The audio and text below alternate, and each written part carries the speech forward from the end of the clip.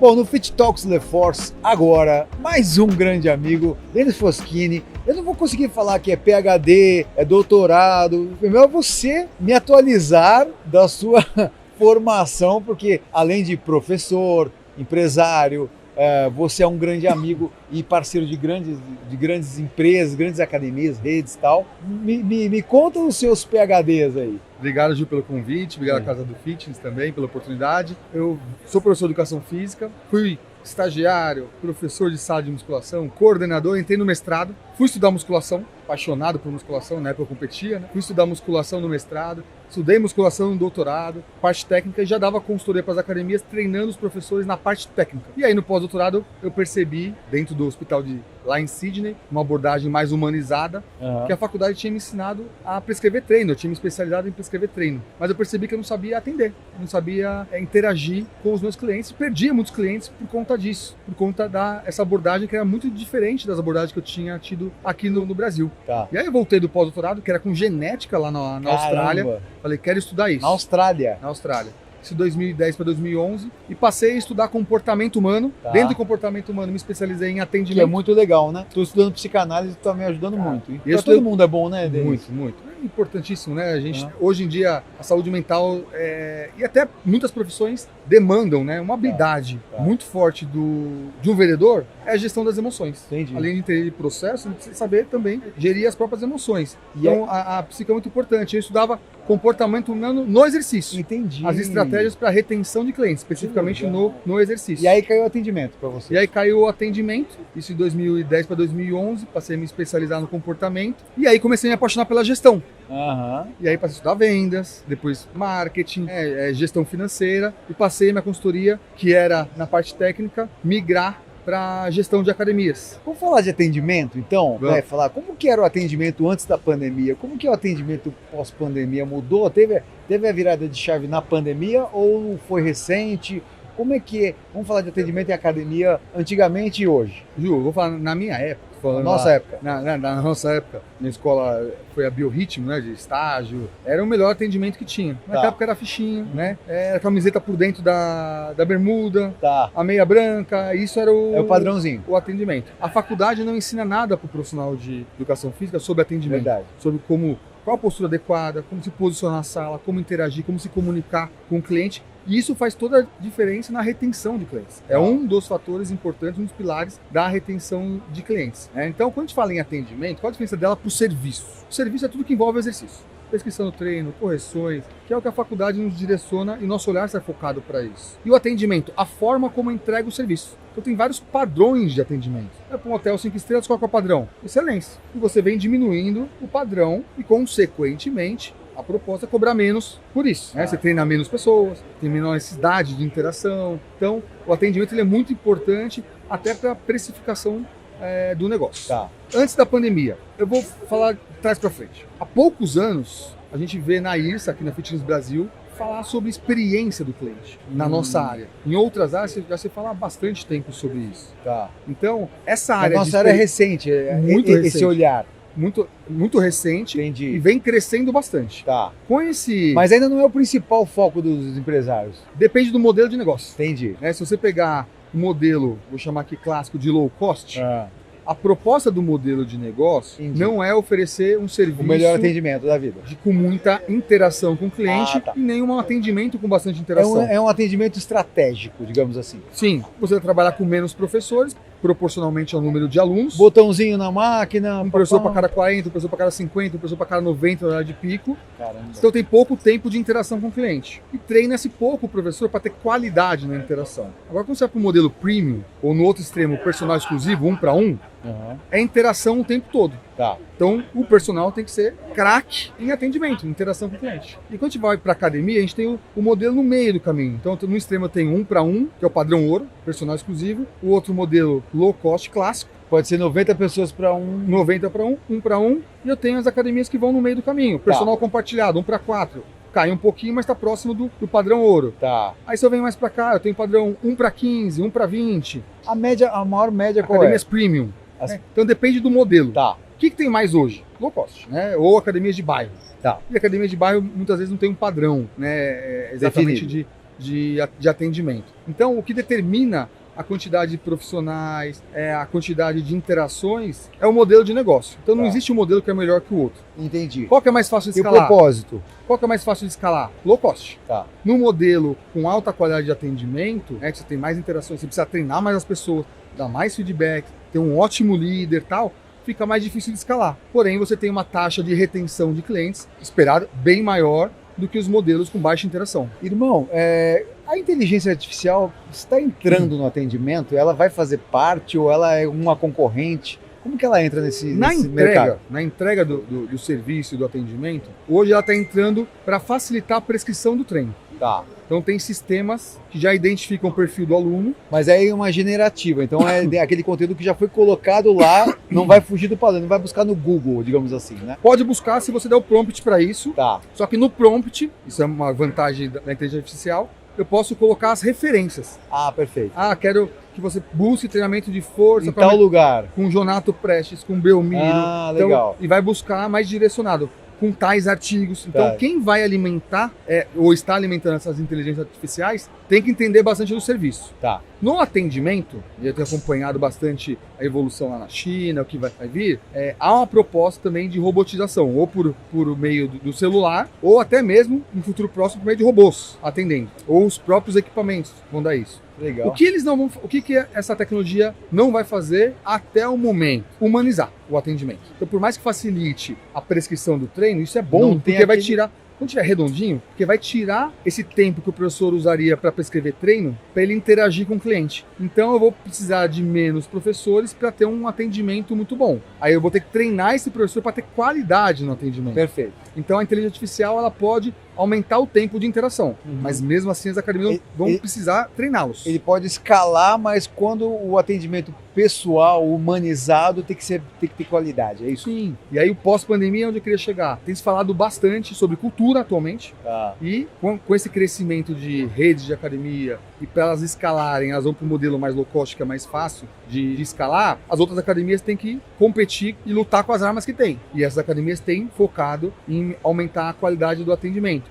Por quê? Porque o iniciante e o intermediário precisam bastante de atendimento. Precisam de prescrição de treino, precisam de correção, eles precisam se ambientar, precisam aprender a executar um movimento. E esse modelo com pouco atendimento é muito bom para quem quer alugar equipamento. Você sabe treinar, eu sei treinar. Se a gente for para uma academia low cost, precisar do professor. Perfeito. É um modelo muito bom. Então, nesses modelos, a tendência é perder muitos alunos iniciantes e intermediários, porque não tem esse acompanhamento e essa entrega para gerar segurança. A pessoa não sabe usar. Denis, agora eu quero trazer um outro tema que eu escuto muito nos bastidores de academias, a questão do valor hora-aula dos professores. Isso interfere diretamente na saúde da academia, saúde financeira da academia. É uma relação muito perigosa ali, né, digamos assim, né? Ao mesmo tempo a gente tem que olhar o profissional de educação física, a gente tem que olhar o gestor, né, o dono da academia, para fazer aquela academia ter sucesso. Como é que é a sua visão nessa história toda aí? Existe um ciclo aí que precisa ser quebrado. O gestor diz que o professor não atende bem e por isso ele paga pouco. O professor diz que ganha pouco, por isso não fica e também não atende bem. Quem está certo e quem está errado? Os dois estão certos, os dois estão errados. O que a gente precisa fazer? Quebrar esse ciclo. E como que a gente tem feito e conseguido fazer isso? Hoje tem poucos professores, até estagiários, querendo trabalhar com musculação. Porque a base, que é o pagamento, é muito baixa. E ele consegue outras oportunidades no mercado, como personal trainer, consultoria online, que com pouquíssimas horas ele supre esse recebimento, né, essa receita. O que a gente tem feito para isso? Impacta no atendimento? Primeiro eu vou responder a sua pergunta, depois eu falo da solução. Impacta. Impacta no resultado financeiro? Impacta. Por quê? Se eu pago pouco, eu atraio pessoas que vão se submeter àquilo. Se eu atrair um professor muito bom, vou colocar um valor aqui por 13, 15 reais, quando ele conseguir 1, 2 alunos de personal, ele sai fora. Quando ele conseguir uma oportunidade melhor, ele sai fora. E o bom vai conseguir uma oportunidade melhor. Porque o mercado precisa de profissionais bons e tem poucos bons no mercado. Então eu não consigo atrair, então já não é atraente. Então uma dificuldade é atrair as pessoas boas para trabalhar. O que a gente tem feito então, né, em relação a isso? Voltando, impacta no resultado? Impacta. Por quê? O professor bom, ele vai interagir melhor, vai entregar o serviço melhor, e isso impacta diretamente na retenção de clientes,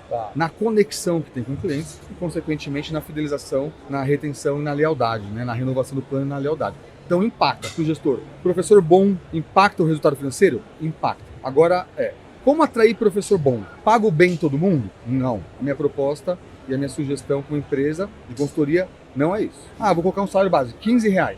Muito bem. A CLT não permite pagar salários diferentes, valores diferentes, para as mesmas funções. Então, você acrescenta a atribuição, uma bonificação.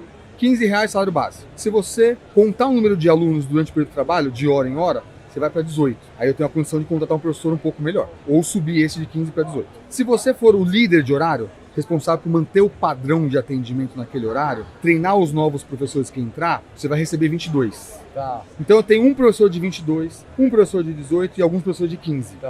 Tá? Associando a atribuição. O que ele vai fazer? Por quê? Se esse de 22 não estiver entregando a supervisão do horário, a liderança do horário dele, eu posso retirar essa atribuição dele e ele volta para os 15, eu continuo com o professor, mas ele não realiza essa tarefa. Entendi. E eu não associo ao tempo dele de casa. Eu tirei isso. Por quê? Porque eles não querem ficar 1 ano, 2 anos para subir na carreira. Fase. Eu associo a atribuição. Porque eu posso contratar um professor por 22, se ele for muito bom. Entendi. E aí eu posso contratar o de 15 também. Legal. Então, esse ciclo só vai ser quebrado se a gente mudar, primeiro ponto, a remuneração, que é a base. Depois disso, a gente tem a geração Z. A geração, eu não gosto de falar de padrão de geração, mas existem comportamentos mais frequentes. Verdade. É uma geração que cresceu já no celular, é uma geração que não gosta muito do presencial, que valoriza bastante as relações, que valoriza bastante o engajamento, valoriza o autodesenvolvimento. Sim. É uma geração que suporta menos pressão porque tem mais oportunidades e pensa de forma diferente da minha geração, por exemplo. Sim. E ao invés de ficar reclamando, eu fui estudar e me adequar. Perfeito. Já que na musculação, a geração Z quase que 100%, trabalhando ali. E você precisa aprender a lidar com ele e a cuidar deles também, como a gente cuida dos clientes. Mas na educação física, a geração Z sofre com... Porque assim, em outras áreas, não na educação física, eu percebo muito que a geração Z não gosta do trabalho presencial. Eles têm um grande problema com isso. Isso acontece também em academia? A gente tem muitas pessoas da geração Z na consultoria online que dá essa liberdade geográfica. É isso, né? Eu vou trabalhar no online e vou ter uma liberdade em qualquer lugar. Geográfica, vou trabalhar em qualquer lugar. É uma geração que valoriza mais isso do que a nossa, por exemplo. Mas é uma geração também muito mais tecnológica, né? Tem outras virtudes. Tem outras virtudes que pode ser colaborado, mas a comunicação tem que ser mais direta, tudo isso. Então, aprender a lidar com essa geração. Então, é uma geração que, obviamente, prefere online, mas na nossa área não é comum isso. Então, é uma geração que quer trabalhar também na sala, mas que considera, por exemplo, o tempo de deslocamento. Eu, para ir para a faculdade de ônibus, eram 2 horas. E também não tinham tantas oportunidades. Talvez se eu nascesse na mesma fase deles, eu teria comportamentos diferentes. E um gestor mesmo, que reclama muitas vezes, também teria. Nós crescemos em outro contexto. Entendi. Então, é difícil julgar, porque, apesar de a gente julgar, né, porque isso interfere diretamente no nosso negócio, mas eu preciso me adequar, entender isso e buscar uma solução interna para cuidar desses colaboradores ou estagiários e conseguir que eles permaneçam. Mas não é só a questão financeira que mantém a geração Z trabalhando na musculação ou nas outras áreas da academia.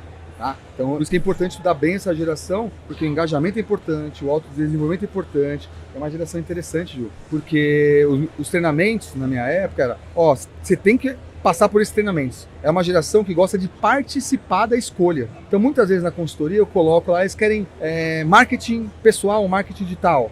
Eu coloco. Qual o resultado direto que isso vai ter no resultado financeiro da academia? Praticamente nenhum. Só que indireto tem, porque você consegue mantê-lo mais e mais feliz. Então eu não me preocupo hoje se ele vai sair. Eu me preocupo hoje em quanto tempo ele vai ficar e o quanto ele vai entregar. Se ele ficar 1 ano, mas performar nesse 1 ano, tá ótimo. O problema é ele ficar 1 ano sem performar. Aí complica o meu negócio. Por isso que eu me preocupo bastante nas consultorias e conseguir ajudar o gestor a engajar essa geração Z. Manter melhor esse... E o primeiro ponto é juntar, né? Aproximar. Fala pro gestor, tem que estar junto do professor. E não ficar jogando tênis um contra o outro. Porque isso não vai levar ninguém. Vai manter esse ciclo.